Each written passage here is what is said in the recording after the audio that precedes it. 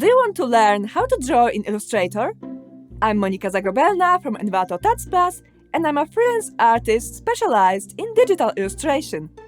Adobe Illustrator was my first program for creating digital art, and although it may look quite intimidating for a beginner, you just need to get familiar with a couple of basic functions to tame the beast. In this video, I'll lead you step by step through a process of drawing using Illustrator, but if you find any part too fast, you can always check out the written version of this tutorial on Envato Tuts website. Before we get started, let me introduce you to Envato Elements. One subscription gives you access to millions of creative assets, including hundreds of custom Illustrator brushes. They will help you achieve the style of illustration that you're aiming at, saving you a lot of time. If you're interested, you'll find the link in the description. Let's get started. Create a new document. In Illustrator, the resolution is not that important. You can always change it later without any loss. Now, go to the upper right corner and set the workspace to Painting. This will give you better access to all the tools you need in your illustration work. Although it's possible to sketch in Illustrator, it would be counterproductive since there are other programs better equipped for this job. So create your sketch in a separate program or even traditionally and paste it onto the canvas. My sketch is also available to download on Envato Tuts website. Take the selection tool and grab one of the corners of the image. Hold both the Shift and Alt keys and drag until you fill the whole canvas with your sketch. Double-click the layer 1 and check Template. Set Dim Images to 20%. We want this sketch to be visible but not distracting. The sketch is now locked, so you won't draw on it by accident. Create a new layer by clicking the plus icon on the bottom of the Layers panel. So, how to create the line art? There are at least 4 ways of drawing the lines in Illustrator. You should choose the one that works the best for the task at hand. First, you can simply use the Paintbrush tool. Press D to reset the swatches, and then draw a few test lines. You can change the size of the brush by holding the square bracket keys. Some brushes, however, can only be resized by selecting the stroke weight in the upper bar.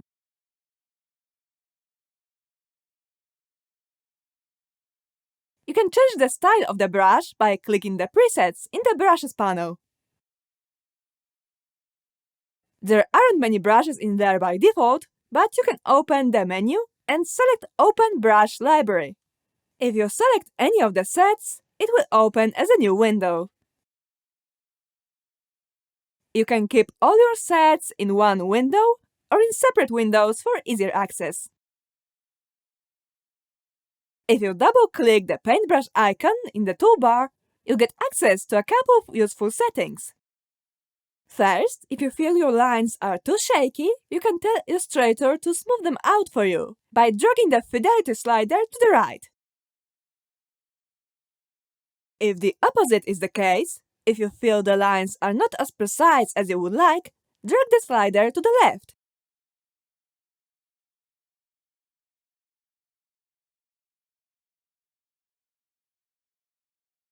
If you check both Keep Selected and Edit Selected Paths, you'll be able to edit the recently drawn line just by drawing over it.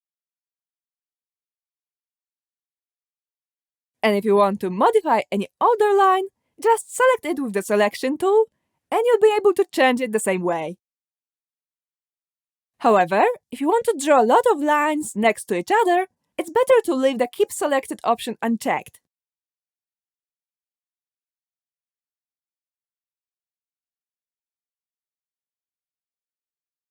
If you use a graphics tablet with pressure sensitivity, you can also utilize it in your drawing.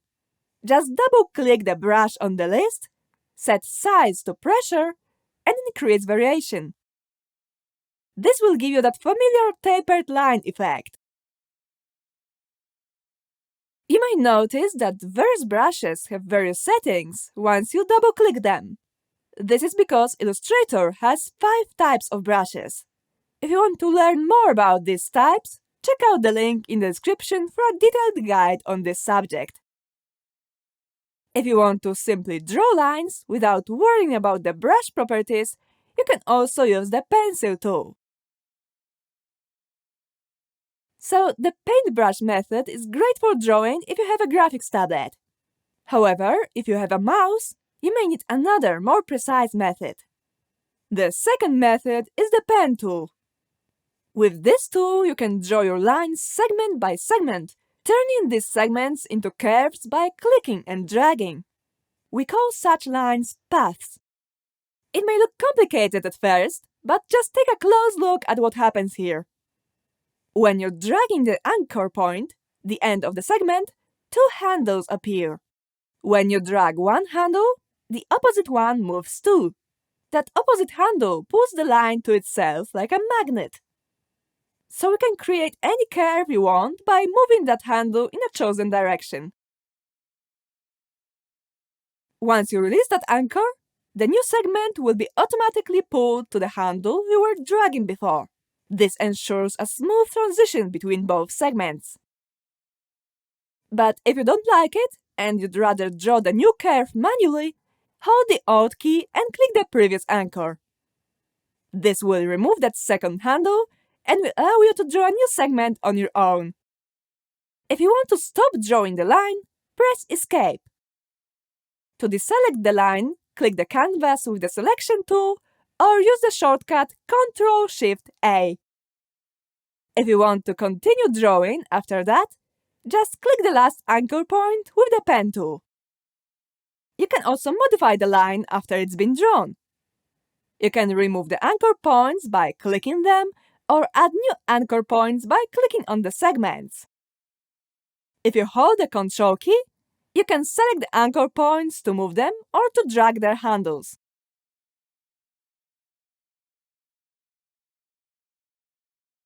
You can also hold the Alt key and adjust the shape of the curves directly by dragging them. If you click an anchor point between two segments with the Alt key, you'll remove its handles, and by dragging, you can create them from scratch.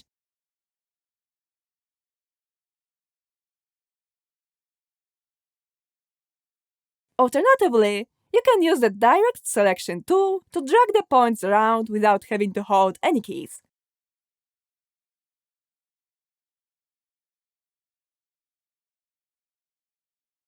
Now let me show you a cool thing. If you draw a line with the Paintbrush tool, then select it with the Selection tool and pick the Pen tool, you'll notice it's made of anchor points too, and it can be modified the same way. So even if you have a graphics tablet and you prefer to draw with the paintbrush, understanding the pen tool will give you more control over the shape of your lines. Because it's so easy to modify the paths, here's a very simple trick to make the drawing with the pen tool more efficient. Instead of dragging the curves, just click around the shape you want to draw. Then add the handles by holding the Alt key and dragging the points, or move them with the Ctrl key, or add or remove the points.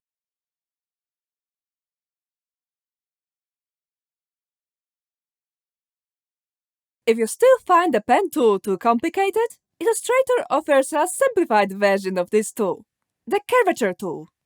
The general rule is the same, but it's much more intuitive to use. No handles, the line just curves as you change direction. And to modify its shape afterwards, you don't have to remember any shortcuts. Just click and drag. The cool thing is, you can modify any path with this tool, no matter what tool you use to draw it. The last method is useful especially for outlining big, smooth shapes. Instead of drawing the lines, draw an oval with the ellipse tool. Hold the Alt key to have more control over its position. Resize it by dragging its sides to roughly fill the shape that you want to outline. Then take the pen tool or the curvature tool and drag the outline to reshape it like a piece of clay. This method may be less precise than the others, but this is the point. The lines drawn this way will seem smoother, simpler, and more deliberate. Another useful trick is that you can create complex shapes out of simple shapes. Just draw multiple shapes, select them, and draw over them with the Shape Builder tool. This will give you a nice, complex shape without having to draw it by hand. We've been talking about drawing lines for a while, so let's now talk about erasing. If the line doesn't make a closed shape, its beginning and end are not connected to each other, then you can simply use the eraser tool on a selected path. If the line makes a closed shape, it's not so easy. Illustrator applies the eraser to the shape, not to its outline. If you want to edit the outline, there are a couple of ways to do it. First, you can turn the outline into a shape. Go to Object, Path, Outline Stroke. Now you can use the eraser on it normally, but the line is no longer a path, and you can't edit it like one.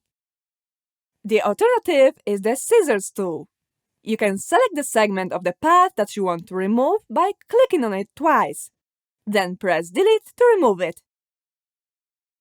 You can also erase with the Shape Builder tool. If one shape intersects the other, you can remove the intersected part by drawing over them with this tool.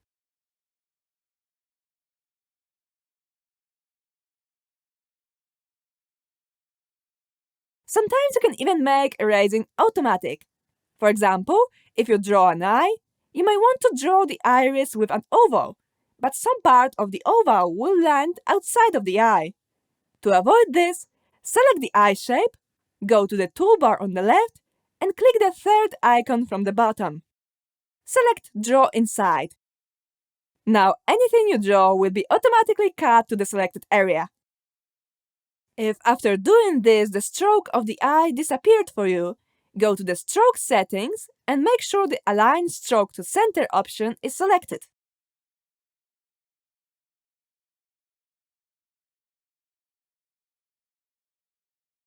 Also, remember to go back to Draw Normal mode after you're done. Now that you know how to draw the lines, finish your line art. Use your favorite method of the ones I've just presented, or a mix of them, switching between them depending on the task. You may notice that drawing in Illustrator is more like building. It's more precise, and because in vector art every line counts, you need to place them more deliberately. Drawing a lot of lines all over each other, like in raster art, would result in an uncontrollable chaos. It may feel limiting to you, but you need to remember that this is what this program has been designed for. If you want to create art with a mouse, this is the way to do it.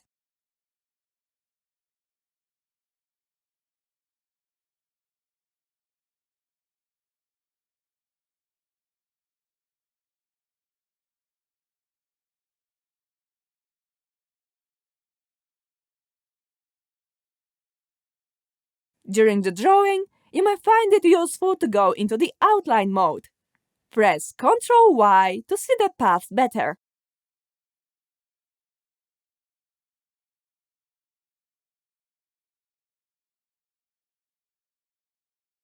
When cutting or erasing a part of the shape, it's also good to separate the shape from the rest by double-clicking it.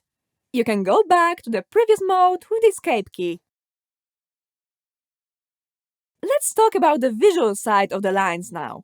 As I've mentioned before, Illustrator doesn't care what tool you use to draw a line. They're all paths, and they all can be edited the same way.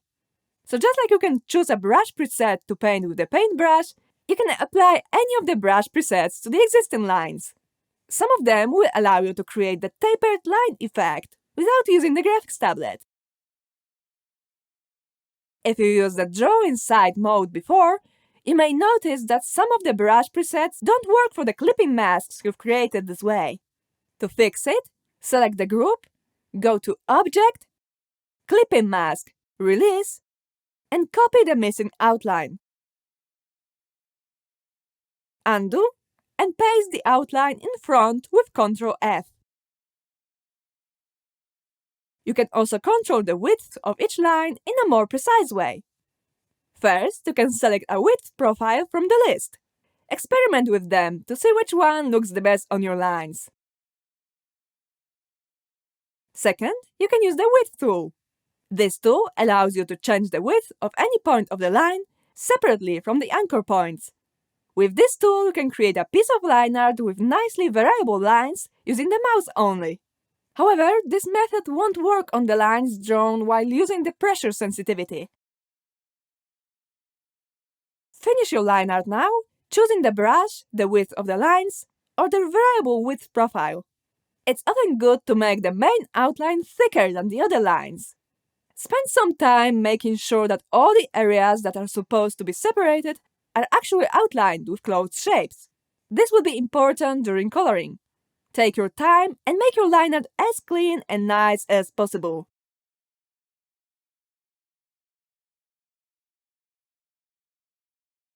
When you're done, hide the sketch layer and go to Window, Pathfinder. Select your clipping masks and click Divide. This will cut the parts hidden by the mask. Select the whole drawing and go to Object, Path, Outline Stroke to turn the paths into shapes. You won't be able to edit their properties anymore, but this will make them more predictable during the coloring process. Open the Pathfinder panel again and click Merge to remove the intersections. Let's get to coloring now. Name your layer Colors. Open the Layers menu and select Duplicate. Name the copy Line Art, lock it, and go back to the Colors layer. Let's plan our color palette before we start coloring. Click the Swatches panel and add a new color group. Now look at these two squares. The upper one defines fill, and the lower one defines stroke. So far, we've only been using black strokes without any fill, but if you want to add some color inside the outlines, you can just double-click the upper square and pick the color. You can use the same method to change the color of the stroke. If you want to remove the fill or stroke, just select the red crossed swatch from the list. To add new color swatches, select the new color on either fill or stroke, then select the new group and press the plus icon. Do this as many times as needed to prepare all the colors you want to use in your artwork. Of course, this doesn't mean you won't be able to choose anything else later. It will just give us something to start with.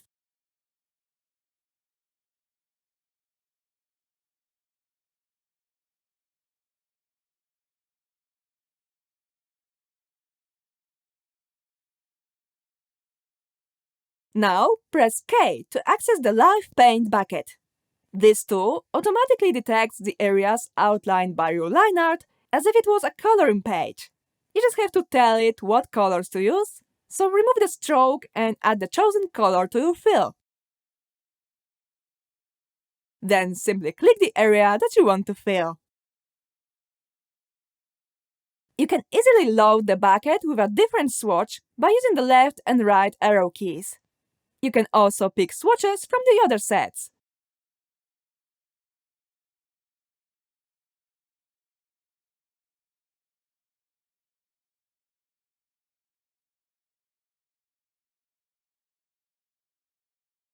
That was easy, but such flat colors look a little boring. Let's add some gradients to the mix. First, select the whole image and click Expand in the upper bar. Now you can easily select the individual areas of color with the Direct Selection tool.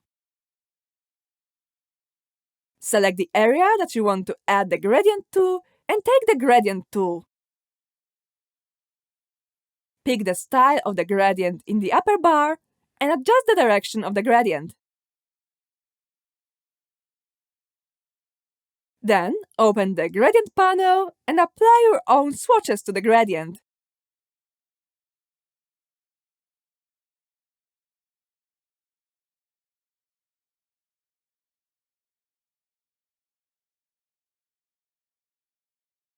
You can save the gradient as a new swatch and then apply it to the other part of the picture. You can easily adjust the orientation of the gradient by clicking and dragging with Gradient tool.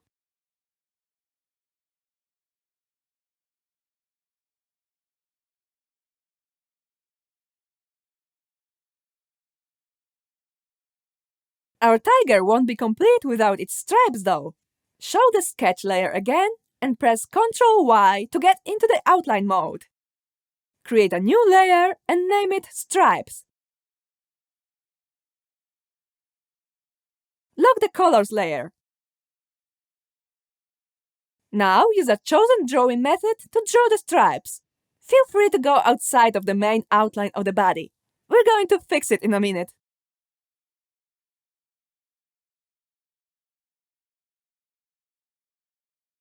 When you're done, go out of the outline mode, hide the sketch, and color your stripes. They may look better without a stroke. Then select all the stripes and go to Object, Compound Path, Make to turn them all into one shape. Let's clip the stripes to the body now.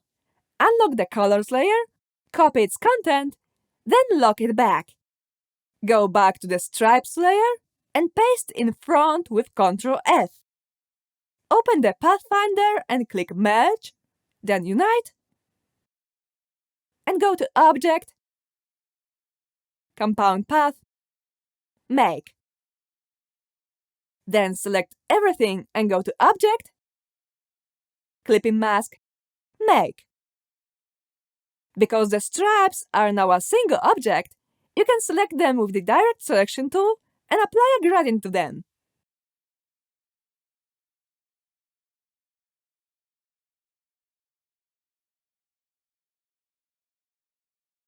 It will look especially nice with some transparency.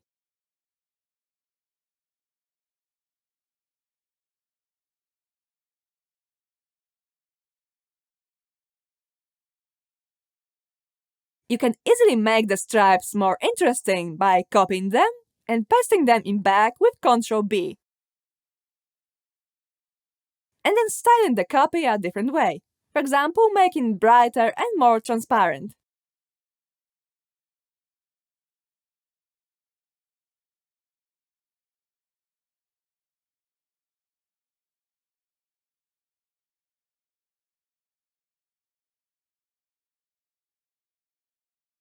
Let's add some shading now. Lock the stripes layer and create a new layer. Name it Shading. To quickly draw the shadows, you can use the Pencil tool. Just make sure to check Fill New Pencil Strokes in its settings. Copy the clipping mask from the stripes layer, just like we did earlier with the eyes. Release it for a second. Copy, undo, and paste in front with Ctrl F.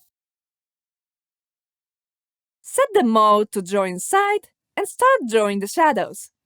Draw the areas of shadows separately. This will help us adjust them individually later. Remember that you don't have to be super precise. You can use the colored areas in combination with the Pathfinder panel to cut that part from the shadow area. However, using a graphics tablet may make you not need it at all.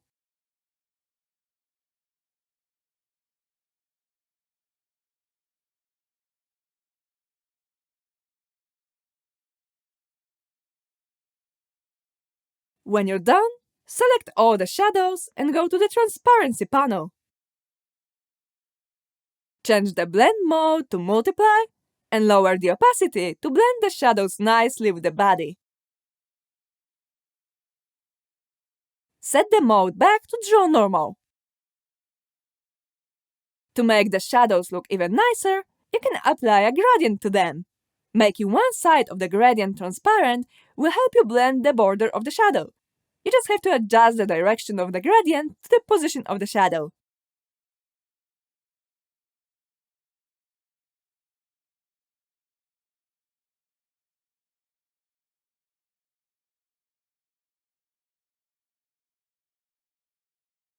To make the body look even more 3D, we can use the same method to add some light on top of the body. All the steps are exactly the same, except this time you should use Overlay instead of Multiply.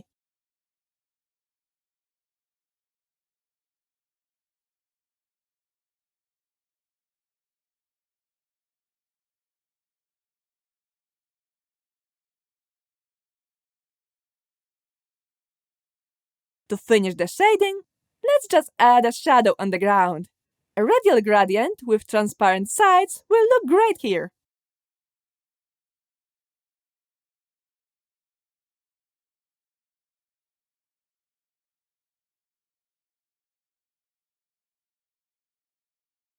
You can also add some detail to the eye by filling the iris with a radial gradient.